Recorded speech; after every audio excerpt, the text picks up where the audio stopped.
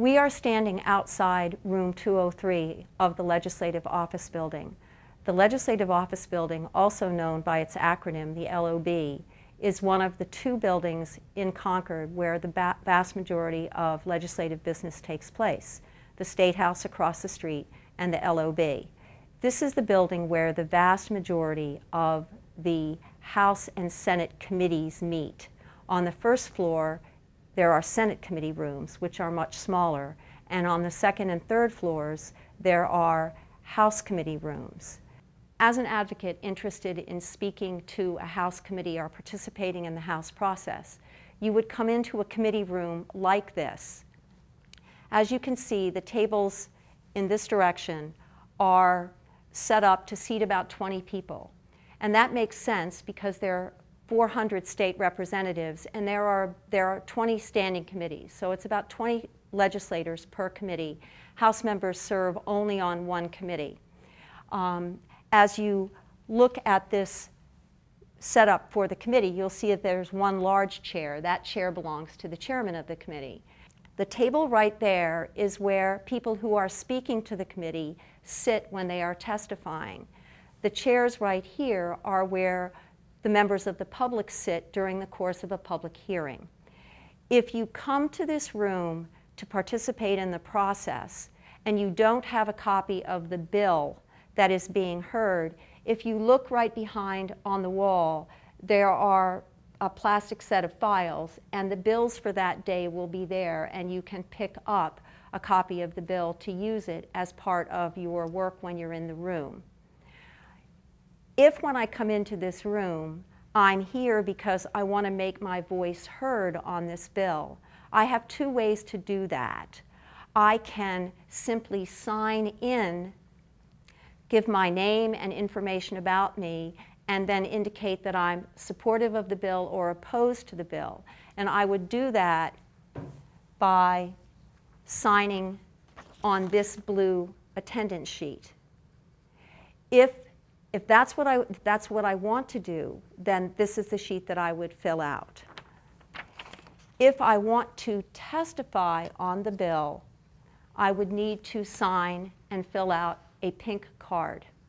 The pink cards are usually sitting up on the testifying table. Sometimes they are stuck in the file area where the bill copies are.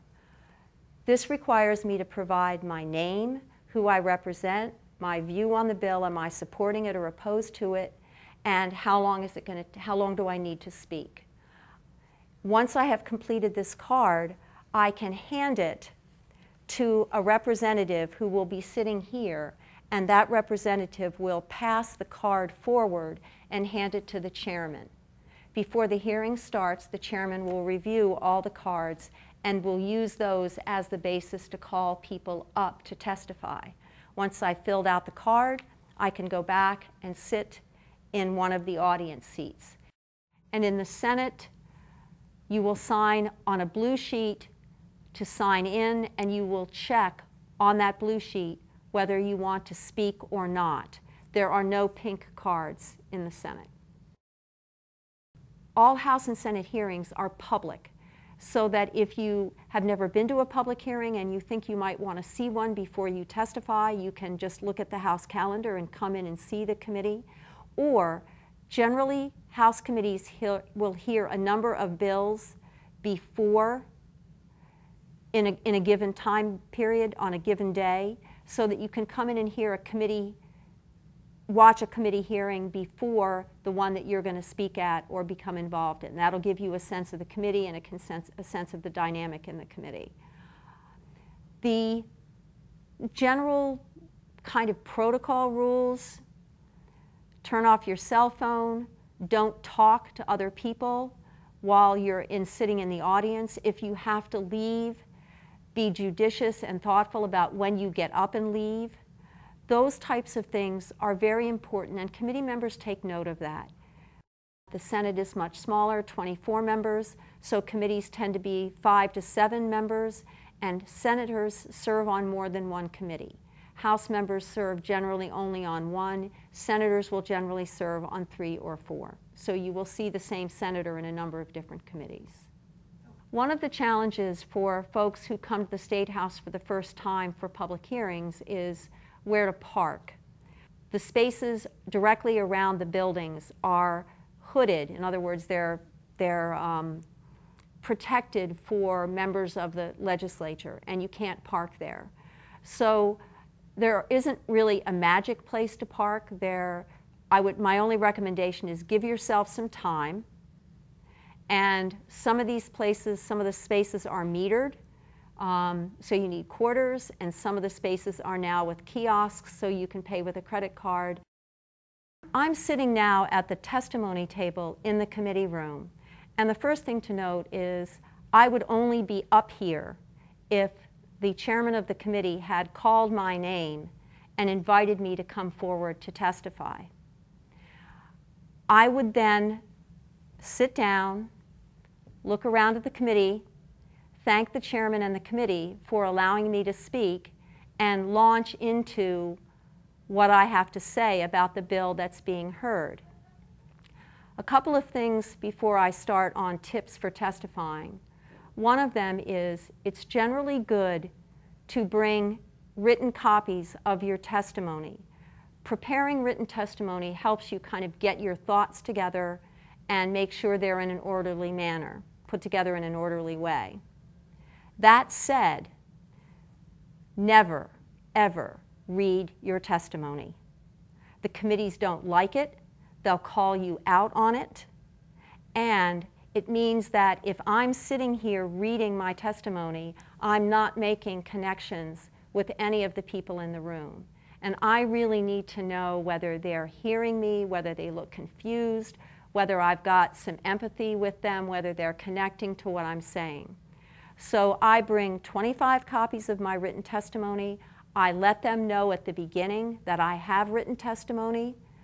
And generally speaking, I don't give it to them until after I have finished, because my experience is that if I give it to them, then they don't listen to me. They read my testimony while I'm trying to talk to them. Testimony should generally be kept to 3 minutes or less. Some chairmen will cut you off if you're going too long, so it's better to collect your thoughts and do it in a 3-minute period of time.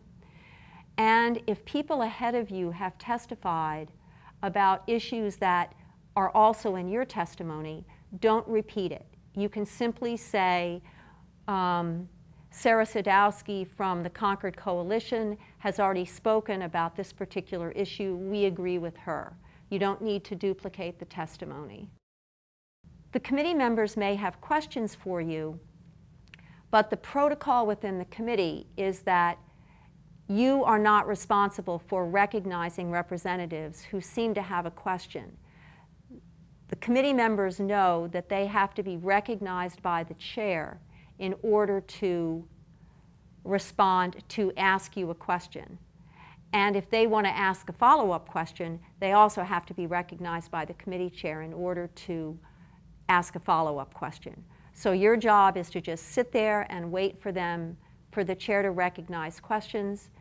Generally speaking, if you don't know the answer, say it, tell them you don't know, promise to get an answer back to them, and then if you make that promise, make sure that you live up to that and you get material to them quickly. At the end of the testimony, you'll probably be acknowledged by the chair, and then you'll thank the committee for their attention. Again, one more time, reiterate what your position is on the bill and excuse yourself. And it's generally best practice to return to your seat and listen to the other people who are testifying. It's a way to get a greater sense of the committee. It's also a way that you show respect for the committee and the other people who are testifying. As advocates, this is the place where you have the most impact. If we're working on a bill at New Futures, we start our advocacy at the committee level. We want the best testimony, the best public hearing, the best vote out of the committee, because that will have an enormous impact on what the full House does when they finally vote on the bill.